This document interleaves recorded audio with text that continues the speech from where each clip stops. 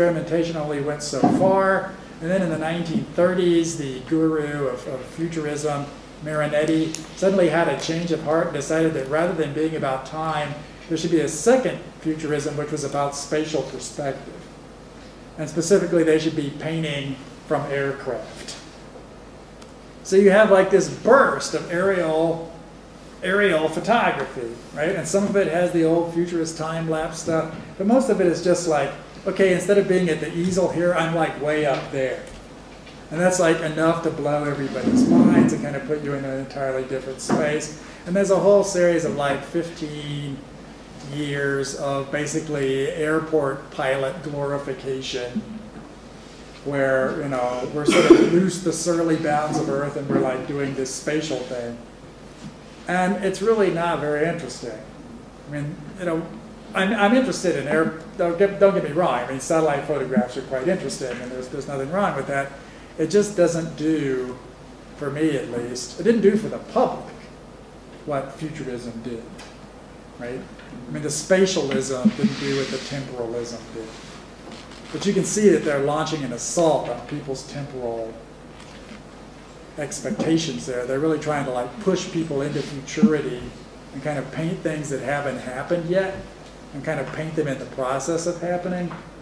And, you know, I can see kind of fellow spirits there, but that's not what I'm attempting to do. And, you know, and I don't think that's what these people are attempting to do. And, you know, and I don't think it's what happened to the futurists either. I mean, the futurists themselves are now, it's their centenary, 2009. And, you know, Italy's having kind of a futurist orgy. And it really couldn't be any more sentimental or historically informed. I mean, they've really crammed them right into the vitrine. Questions from the students? Your discussion of a meta-atemporal space was one that actually came up on an email list that I'm a member of called Empire. Yeah. And I'm on that list also. You're on that list? Yeah. Oh, okay. List. You might remember it back around 2005. I was having a big conversation with Brett Stahlbaum. Yeah. And we were talking about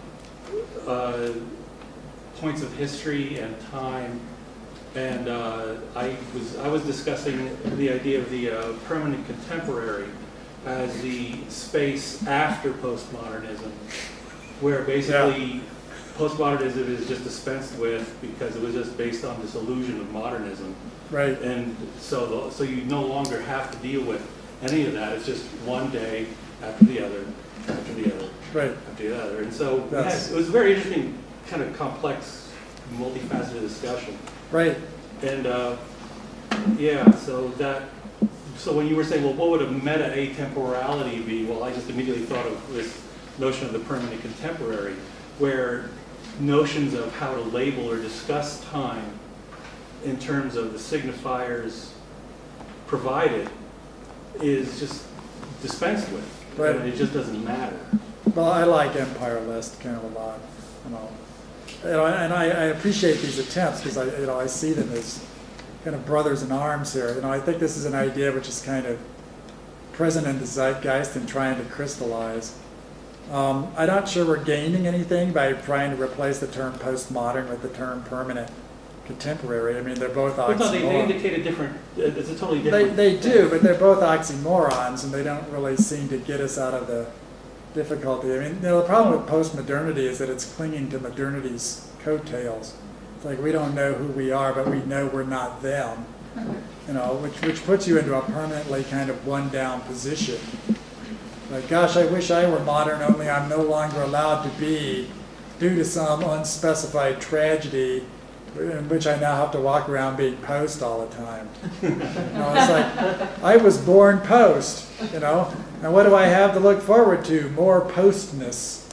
Right? And if I'm into the permanently contemporary, that's also a bit troublesome because, you know, what mark am I going to leave in the sands of time? You know, not a whole lot. And, you know, there's a lot of aesthetic criticism about postmodernity, like, you know, there's postmodern architecture, which is really pretty well known, and people don't hesitate to point to a skyscraper and say, you know, Berlin, 1993, height of postmodern skyscrapers, postmodern funny hat skyscraper. But you don't really find stuff like postmodern cookery, postmodern shoes, you know, not a whole lot of, there's postmodern cinema, not a whole lot, not like a school of postmodern cinema, right? So it doesn't, you know, there's, in some ways, postmodernity fell short. It didn't really, I mean, modernist shoes, not that hard to find. Modernist clothing, you know, modernist furniture, absolute tons of it. They like make it by the megaton in Denmark right now. They have sort of permanent Danish modern. So if that's done, then what we were struggling to come up with ideas of, Stahlbaum called it end space or end time, just like end in parents, just because you have to give it some value. And right. Well, you know, there's a kind of implicit multidimensionality there, where it's like, okay, I'm like dressed in Savoyard 16th century uniform, but at the same time, I'm really upset about McDonald's. I was like, how come? I mean, what value are you supposed to? Well, you know, the problem I have with that is that I know there is no genuine end space. In other words, we're not really going to have a position where the 16th century and the 21st century physically coexist. You know, it's not possible. I mean, I can get on a plane and go to Italy. I can't get on a plane and go to the 16th century. There's no there. And, you know, time's arrow only moves in one direction. Yeah, so there's not end times. There's only like our social reaction to time and our understanding of what time is supposed to mean to us, and our understanding of where we're supposed to devote our own efforts within a time-based format. And we can understand the past and we can sort of plan for the future, but we can only physically act in the present. Exactly. So that's why it's always permanent. The contemporary is permanent. Well, you know, we're not. Any understanding that you have. I mean, we're time bound. It's kind of like saying, talking about another universe, because any evidence of another universe would have to be in this universe. So technically, there is no other universe.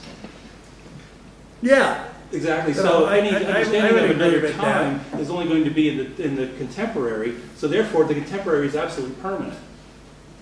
Well, yeah, sort of. But you know, you're kind of. You know, I'm not sure that's the proper term. You know, I'm not sure atemporal really works, because, you know, atemporal, maybe multi-temporal would be better, or, you know, pro-temporal, something like that. But it's sort of the best coinage I've seen to date, and you know, the thing I liked about it was that it sounded old.